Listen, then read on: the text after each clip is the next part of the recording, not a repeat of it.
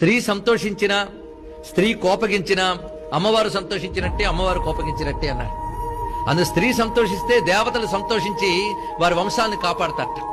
స్త్రీ దుఃఖపడినా, కోపగించుకున్నా దేవతలకు కోపం కలిగి వాళ్ళ వంశాలని దెబ్బతీస్తారని ధర్మశాస్త్రం చెప్తున్నది. దీన్ని బట్టి స్త్రీకి మన శాస్త్రంలో ఎంత మర్యాదనిచ్చారు, గౌరవాన్నిచ్చారో చూడాలి. ఏ రూపంలో ఉన్నా స్త్రీ పూజ్యురాలే. అందుకే స్త్రీ స్వరూపము జన్మ నుంచి శుద్ధమే అని చెప్పారు. పురుషుడికైతే సంస్కారములు చేస్తేనే గాని శరీరానికి శుద్ధత్వం రాదట. స్త్రీ జన్మతః శుద్ధురాలే. అందుకే 2వ సంవత్సరం వచ్చిన దగ్గర నుంచే స్త్రీని పూజ్యురాలుగా మనం భావన చేస్తాం. అందుకు స్త్రీ మంగళ స్వరూపమే. అందుకు స్త్రీని ఏనాడో అవమానించరాదు, తక్కువగా చూడరాదు అని ధర్మశాస్త్రములన్నీ చెప్తున్నాయి. ఎందువల్ల? అమ్మవారి యొక్క విభూతి ఉంది స్త్రీలలో. ఇది దర్శించవలసిన విధానం.